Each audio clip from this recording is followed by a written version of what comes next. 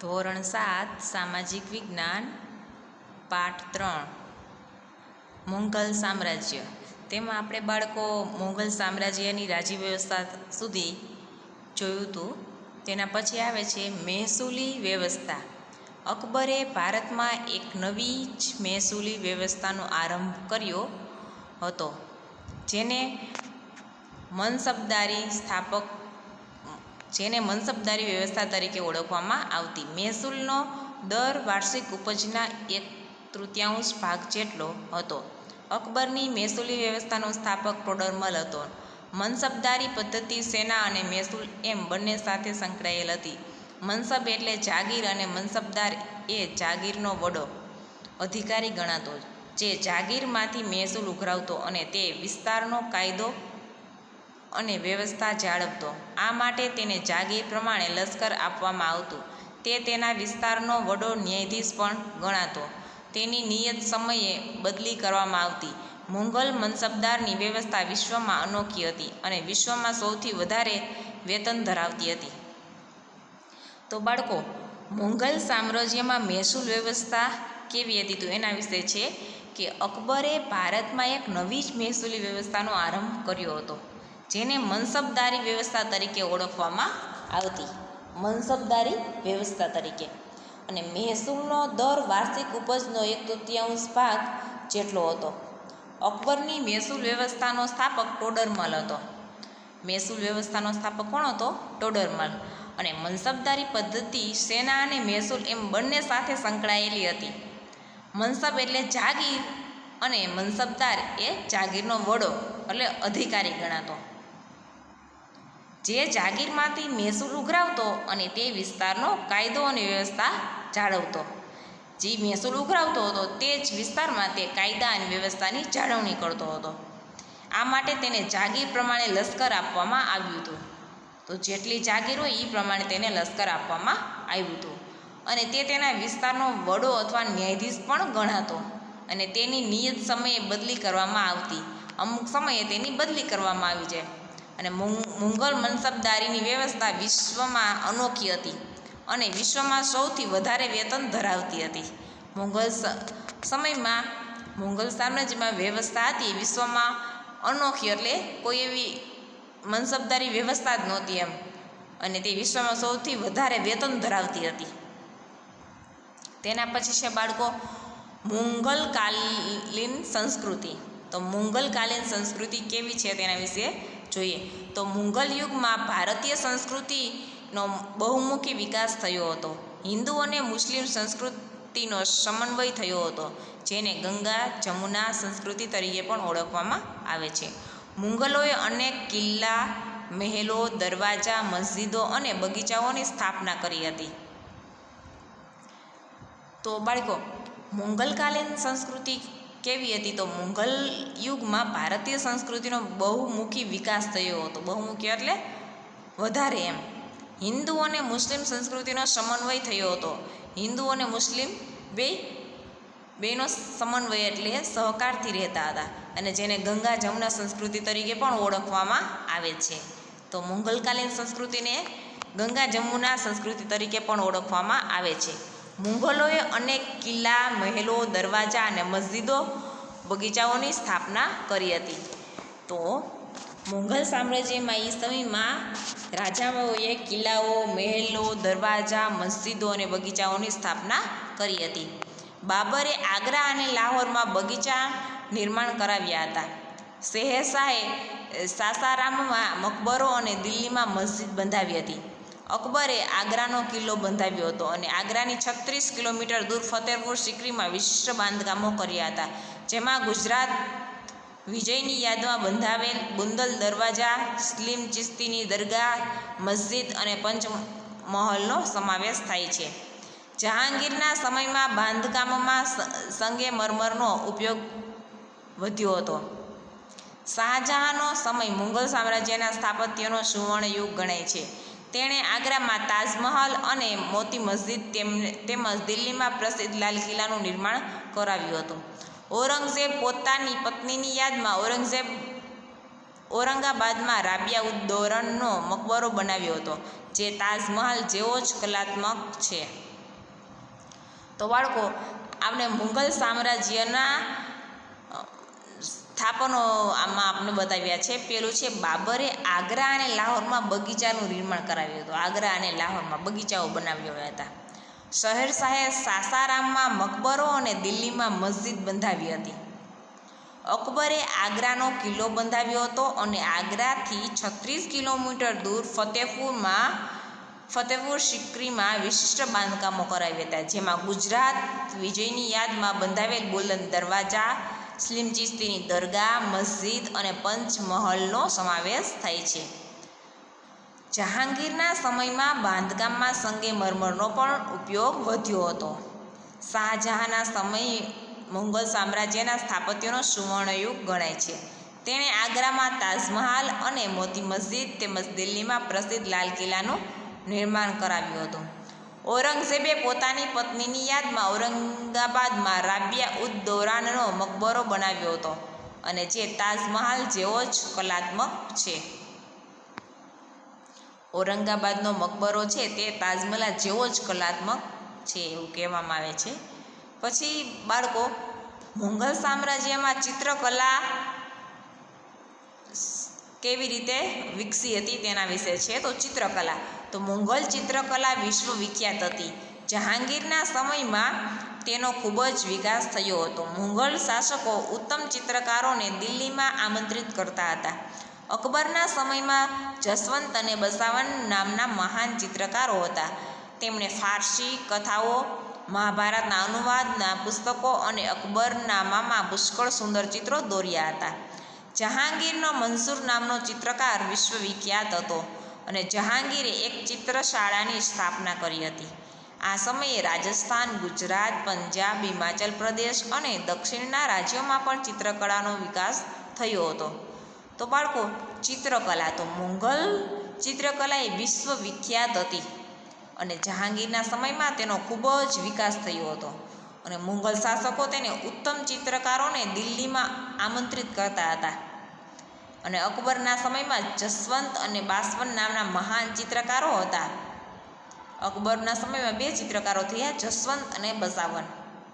તે મહાન ચિત્રકારો હતા. તેમણે ફારસી કથાઓ, મહાભારતના અનુવાદના પુસ્તકોમાં અકબરનામામાં પુષ્કળ સુંદર ચિત્રો દોર્યા છે. ફારસી કથાઓમાં, મહાભારતમાં અને અકબરનામામાં પુષ્કળ ચિત્રો દોર્યા હતા. જહાંગીરનો મંસૂર નામનો ચિત્રકાર વિશ્વમાં વિખ્યાત હતો અને જહાંગીરે એક ચિત્રશાળાની પણ સ્થાપના કરી હતી. તો બાળકો એ સમયમાં રાજસ્થાન છે, ગુજરાત, પંજાબ, હિમાચલ પ્રદેશ અને દક્ષિણના રાજ્યોમાં પણ ચિત્રકળાનો વિકાસ થયો હતો. તેના પછી છે બાળકો સાહિત્ય. તો મુઘલ રાજાઓ સાહિત્યના પોષક હતા. તેઓ સારા લેખક હતા. આ સમયે ફારસી, અરબી, હિન્દી અને અન્ય ભારતીય ભાષાઓમાં વ્યાપક સાહિત્યની રચના થઈ હતી. તો સાહિત્યમાં છે કે મુઘલ રાજાઓ એ સાહિત્યના પોષક હતા. તેઓ સારા લેખક હતા અને એ સમયે ફારસી, અરબી, હિન્દી અને અન્ય ભારતીય ભાષાઓમાં વ્યાપક સાહિત્યની રચના થઈ હતી. પછી છે અબુલ ફઝલે અકબરનામા નામના ગ્રંથમાં અકબરની જીવનકથા આલેખી છે. તેણે મહાભારતનો અનુવાદ કર્યો હતો. ભારતીય ભાષાઓમાં શ્રી કૃષ્ણના જીવન પર આધારિત ઘણું સાહિત્ય રચાયું હતું. મરાઠીમાં એકનાથ જ્ઞાનેશ્વર અને સ્વામી રામદાસે ભક્તિ સાહિત્યની રચના કરી હતી. તો અબ્દુલ ફઝલ છે એને અકબરનામા નામના ગ્રંથમાં અકબરની જીવનકથા આલેખી છે. તેણે મહાભારતનો અનુવાદ કર્યો હતો. ભારતીય ભાષાઓમાં શ્રી કૃષ્ણના જીવન પર આધારિત ઘણું સાહિત્ય રચ્યું હતું. મરાઠીમાં એકનાથ જ્ઞાનેશ્વર અને સ્વામી રામદાસે ભક્તિ સાહિત્યની પણ રચના કરી હતી. પછી છે સંગીત. તો મુઘલ સામ્રાજ્યમાં સંગીત કેવું હતું? તો અકબર સંગીતનો જ્ઞાતા હતો. તેના નવરત્નોમાં તાનસેન મહાન શાસ્ત્રીય ગાયક હતા, જેણે અનેક રાગો પર રચના કરી હતી. તો એ સમયમાં અકબરને સંગીતનો જ્ઞાતા ગણવામાં આવતો હતો અને તેના નવરત્નોમાં તાનસેન એ મહાન શાસ્ત્રીય સંગીતકાર હતો, જેણે અનેક રાગો પર રચના કરી હતી. પછી છે સમાપન. તો ઈસવીસન 1526માં સ્થાપાયેલ મુઘલ સામ્રાજ્ય ઈસવીસન 1707માં ઔરંગઝેબના મૃત્યુ બાદ પતન તરફ ધકેલાયું. કોઈ શક્તિશાળી શાસકના અભાવે ભારતના નાના નાના રાજ્યોમાં વહેંચાઈ ગયું, જેમાં મુઘલ વંશના નિર્બળ શાસકો, હૈદરાબાદના નિઝામ, બંગાળ, બિહારના નવાબ, રાજસ્થાનના રાજપૂત રાજ્યો, મરાઠા, પંજાબનું શીખ રાજ્ય વગેરેનો સમાવેશ થાય છે. આ બધા રાજ્યો એકબીજા સાથે ઝઘડતા રહેતા, પરિણામે તેઓ નિર્બળ બનતા રહ્યા. આવા સંજોગોમાં યુરોપમાંથી વેપાર કરવા આવેલી કંપનીઓ ભારતમાં શાસન સ્થાપવામાં સ્વપ્નો સેવવા લાગી. તો બાળકો તેનું સમાપન છે. તો 1526માં સ્થપાયેલ મુઘલ સામ્રાજ્ય ઈસવીસન 1707માં ઔરંગઝેબના મૃત્યુ બાદ પતન તરફ ધકેલાઈ ગયું. કોઈ શક્તિશાળી શાસકનો અભાવ એ ભારતના નાના રાજ્યોમાં વહેંચાઈ ગયું, જેમાં મુઘલ વંશનો નિર્બળ શાસકો, હૈદરાબાદના નિઝામ, બંગાળ બિહારના નવાબ, રાજસ્થાનના રાજપૂત રાજ્યો, મરાઠા, પંજાબના શીખો વગેરે રાજ્યોમાં સમાવેશ થાય છે. આ બધા રાજ્યો એકબીજા સાથે ઝઘડતા રહેતા, પરિણામે તેઓ નિર્બળ બનતા ગયા અને આવા સંજોગોમાં યુરોપમાંથી વેપાર કરવા આવેલી કંપનીઓ ભારતમાં શાસનના સ્થાપવાના સપનો સેવવા લાગી. તો આ બધા રાજ્યો એકબીજા સાથે ઝઘડતા હોવાથી યુરોપના લોકો ભારતમાં આવીને કંપનીઓ સ્થાપવા લાગ્યા અને તેના સ્વપ્નો સેવવા લાગ્યા, એટલે કે બીજી કંપનીઓ બનાવવાની સ્વપ્નો સેવવા લાગ્યા એવું કહેવામાં આવે છે. પછી બાળકો છે સ્વાધ્યાય. તો સ્વાધ્યાય પ્રશ્ન પહેલો, નીચેના પ્રશ્નના ઉત્તર એક વાક્યમાં લખો. એમાં પહેલો પ્રશ્ન, પાણીપતનું પ્રથમ યુદ્ધ ક્યારે અને કોની વચ્ચે થયું હતું? તો તેનો જવાબ આવે છે કે પાણીપતનું પ્રથમ યુદ્ધ ઈસવીસન 1526માં ઇબ્રાહિમ લોદી અને બાબર વચ્ચે થયું હતું. પ્રશ્ન બીજો, શહેરશાહના સ્થાપત્યો વિશે જણાવો. તો બાળકો, શહેરશાહે અનેક કિલ્લાઓ, બગીચાઓ વગેરે બંધાવ્યા હતા. પછી છે ત્રીજો પ્રશ્ન, અકબરના સમયના મહાન સંગીત યજ્ઞ ગાયકનું નામ આપો. તો તેનો જવાબ છે અકબરના સમયના મહાન સંગીત ગાયકનું નામ છે તાનસેન. પ્રશ્ન ચોથો, જહાંગીરના ચિત્રકારના નામ જણાવો. તો જહાંગીરના ચિત્રકારનું નામ છે મંસૂર. પ્રશ્ન 5, છત્રપતિ શિવાજીનો જન્મ ક્યાં અને ક્યારે થયો હતો? તેનો જવાબ છે છત્રપતિ શિવાજીનો જન્મ 1627માં શિવનેરી કિલ્લામાં થયો હતો. પ્રશ્ન બીજો, માગ્યા મુજબ ઉત્તર લખો. તેમાં છે મુઘલ વહીવટી તંત્રની રૂપરેખા આપો. તો બાળકો, તેમનો જવાબ આવશે કે મુઘલ વહીવટી તંત્રની રૂપરેખામાં મુઘલ વહીવટી તંત્રની વ્યવસ્થિત સ્થાપના અકબર દ્વારા થઈ હતી. શાસનના કેન્દ્રમાં બાદશાહ રહેતો અને તેમને સલાહ આપવા મંત્રી પરિષદ હતી. સમ્રાટ સર્વોચ્ચ સેનાપતિ અને ન્યાયાધીશ હતા. સમ્રાટ અને વહીવટી તંત્ર વચ્ચે તાલમેલ રાખવા વઝીરની નિમણૂક કરવામાં આવતી. તે દિવાન એ વઝીરે કુલ કહેવાતો અને તે નાણાં અને મહેસૂલ વ્યવસ્થાનો વડો હતો. સેનાનો વડો મરવિક્સ કહેવાતો, જે સેનાની ભરતી, અધિકારીઓની નિમણૂક અને ગુપ્તચર તંત્રની દેખરેખનું કાર્ય કરતો. ગુપ્તચરો વાક્યાન્વાસ તરીકે ઓળખાતા. સમ્રાટની અંગત જરૂરિયાતોનું ધ્યાન રાખવા મીર એ સામાન નામનો વિભાગ હતો, જે સરકારી કારખાનાઓનો વડો હતો અને ન્યાય વ્યવસ્થાનો વડો કાઝી હતો. બાળકો, બીજો પ્રશ્ન છે મુઘલ સ્થાપત્ય કલાના નમૂનાઓ વિશે નોંધ તૈયાર કરો. તો મુઘલ સ્થાપત્યમાં અનેક કિલ્લા, મહેલો, દરવાજા, મસ્જિદો અને બગીચાઓનો સમાવેશ થાય છે. એમાં પેલું છે કે બાબરે આગ્રા અને લાહોરમાં બગીચા નિર્માણ કરાવ્યા હતા. અકબરે આગ્રામાં કિલ્લા અને ફતેહપુર સિક્રીનો બુલંદ દરવાજો, સલીમ ચિશ્તીની દરગાહ, મસ્જિદ અને પંચમહલ બંધાવ્યો હતો. જહાંગીરના સમયમાં સંગેમરમરનો ઉપયોગ વધ્યો હતો. શાહજહાંએ આગ્રામાં તાજમહલ અને મોતી મસ્જિદ તથા દિલ્હીમાં લાલ કિલ્લાનું નિર્માણ કરાવ્યું. ઔરંગઝેબે પત્નીની યાદમાં રાબિયા ઉદ દૌરાનનો મકબરો બનાવ્યો હતો. તેના પછી છે બાળકો ત્રીજો પ્રશ્ન, છત્રપતિ શિવાજીના વિજયો વિશે નોંધ લખો. તો છત્રપતિ શિવાજીએ નાની જાગીરમાંથી મહાન મરાઠા રાજ્યનો વિસ્તાર કરવા 40થી પણ વધારે કિલ્લાઓ જીત્યા હતા. મુઘલ બાદશાહ ઔરંગઝેબ અને બીજાપુર સાથે લાંબા સમયે સંઘર્ષ કરીને વિજયો પ્રાપ્ત કર્યા હતા. ઔરંગઝેબને તેમને જેલમાં પૂર્યા, પરંતુ ચાલાકીથી છટકીને ફરી વખત મોરચો માંડીને વિજય મેળવ્યો. ઈસવીસન 1674માં રાજગઢમાં તેમનો રાજ્યાભિષેક થયો અને હિન્દુ સમ્રાટ તરીકે ખ્યાતિ પામ્યા. તે મહાન વિજેતા ઉપરાંત કુશળ વહીવટકર્તા અને સંગઠનકર્તા પણ હતા.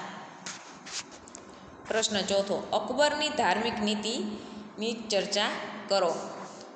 તો અકબર બિનસાંપ્રદાયિક રાજા હતો. તે હિન્દુ, મુસ્લિમ, શીખ, ઈસાઈ, પારસી, બૌદ્ધ અને જૈન એ તમામ ધર્મોને સમાન મહત્ત્વ આપતો હતો. આ બધા ધર્મોમાં રહેલ સદ્ભાવ, પ્રેમ, દયા અને સાધનાની બાબતો જાણવા ઈબાદખાનાની સ્થાપના કરી હતી. તેણે રામાયણ, મહાભારત, અથર્વવેદ, પંચતંત્ર અને બાઇબલ જેવા મહાન ગ્રંથોનો ફારસી ભાષામાં અનુવાદ કરાવ્યો હતો અને કુરાનનો પણ અનુવાદ કરાવ્યો હતો. બધા ધર્મોના ઉત્તમ તત્વોનો એકઠા કરી અને દીન એ ઇલાહી નામના સંપ્રદાયની સ્થાપના કરી હતી. પ્રશ્ન પાંચમો, શહેરશાહના સુધારાની ચર્ચા કરો. તો શહેરશાહ સૂરી એક સુધારક અને ન્યાયપ્રિય શાસક હતો. તેણે ડાકુ, લૂંટારાઓને અંકુશમાં લઈને રાજ્યમાં શાંતિની સ્થાપના કરી હતી. નવી ટપાલ વ્યવસ્થા ઊભી કરી હતી. વેપારીઓ અને યાત્રાળુઓ માટે ધર્મશાળાઓ બંધાવી હતી. રૂપિયાનું ચલણ શરૂ કરાવ્યું હતું. વિશાળ અને સેના પણ નિર્મિત કરી હતી. તેણે એક મહાન રાજમાર્ગ ગ્રાન્ડ ટ્રંક રોડનું નિર્માણ કરાવ્યું હતું, જે બંગાળ અને ઉત્તર ભારત સુધી વિસ્તરેલો હતો. પ્રશ્ન ત્રીજો, નીચે આપેલ વિકલ્પમાંથી સાચો વિકલ્પ શોધીને સાચો ઉત્તર લખો. એમાં પહેલો પ્રશ્ન, પાણીપતનું બીજું યુદ્ધ અને એની વચ્ચે થયું હતું. ખાલી જગ્યા અને ખાલી જગ્યા વચ્ચે થયું હતું. તો પાણીપતનું બીજું યુદ્ધ અકબર અને એમો વચ્ચે થયું હતું. બુલંદ દરવાજો કોણે બનાવડાવ્યો હતો? તો અકબરે. દિલ્હીનો લાલ કિલ્લો કોને બનાવ્યો હતો? એમાં આવશે ડી, શાહજહાં. ચોથું, અકબરનો જન્મ ખાલી જગ્યા નામના સ્થળે થયો હતો. તો એ અમરકોટમાં થયો હતો. થેન્ક યુ બાળકો.